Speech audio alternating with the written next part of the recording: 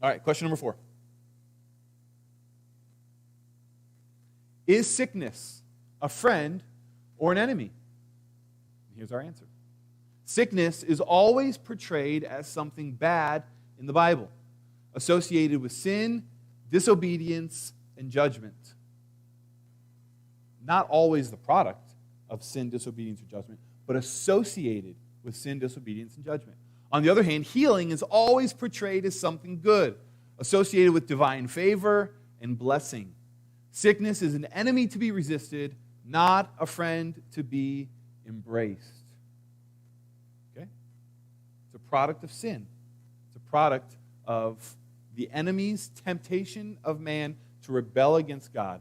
So therefore, it is an enemy to be resisted. When we pray for a couple that's getting married, or when we wish them well, what do we pray over them? What do we wish them? When we are dedicating a baby up here, like we love to do every few months, does anybody ever say, "Lord, give them cancer"? Lord, give them sickness and hardships that will teach them endurance. Lord, fill their life with sickness. Lord, give them sickness every day of their life so that they can just learn to suffer well. No, nobody says that, right? When you're praying for a young couple when they're getting married, does anybody say, "Lord, strike them down with some debilitating disease. Lord, give them back pain for the rest of their days. That way they can..." No, nobody says that, right? Because intuitively we know sickness is bad, health is good. There's an old camp preacher back in the 50s who ended up getting a worldwide ministry named Oral Roberts.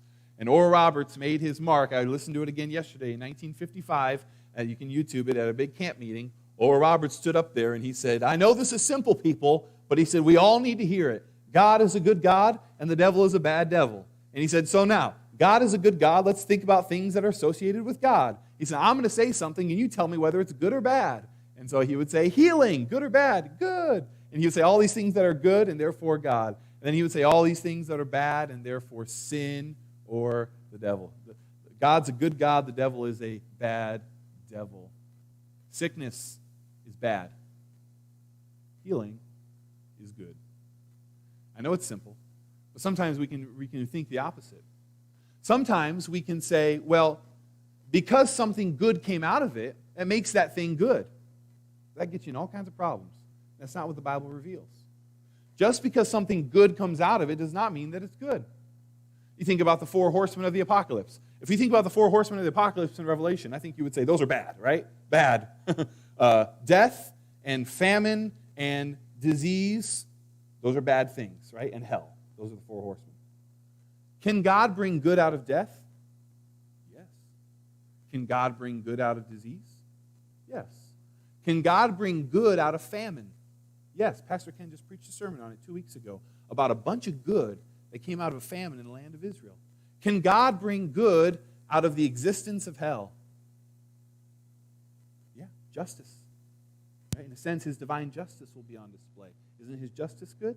Yes. So does that mean we should look at the 4 horsemen of the apocalypse and say those are agents of good? No. That would be a complete reversal of what we're supposed to do with that, right? Just because God can bring something good out of something does not mean that should be a friend that should be embraced. God can win with any hand, right? At the table of life, God can win with any hand. That does not mean that every hand is good. Sin and sickness are an enemy to be resisted, and health, well-being, and healing is a friend to be embraced. So let's look at a couple verses. Deuteronomy 7, just the Lord talking to Israel about if they will be faithful to him. Here's what he'll do. He said, "You shall be blessed above all peoples if you'll be faithful to me," he says. "There shall not be male or female barren among you or among your livestock." No infertility. Fertility is blessing. Fertility, blessing. "And the Lord will take away from you all the sicknesses and none of the evil diseases in Egypt which you knew, will he inflict on you, but he will lay them on all who hate you." You see the association there? All I'm doing is showing you association. Association, healing, fertility, life, blessing. And then look at the opposite. "But if you will not obey the voice of the Lord your God, or be careful to do all his commandments and his statutes that I command you today, then all these curses shall come upon you and overtake you. And look at the curses. The Lord will make the pestilence, that's disease, stick to you until he has consumed you off the land that you are entering to take possession of it. The Lord will strike you with wasting disease and with fever, inflammation, fiery heat, and with drought, and with blight, and with mildew. They shall pursue you until you perish. Don't put that on a birthday card or on a happily married card, okay? That doesn't belong there. That's not for that, right? And you say, is this how God is today? This is under the terms of a different covenant. We don't live under that covenant. That was a specific covenant that God had with Israel. It was an agreed-upon covenant. They knew the implications of this covenant before they ever said yes. And we'll get to that at another time. This is one of the questions. Does God still hold this kind of covenant and judgment with his people? And we'll answer that. The short answer is no, it's different. But you see the association there? It couldn't be any more clear. Healing, blessing. Sickness, curse. A friend to be embraced, an enemy to be resisted.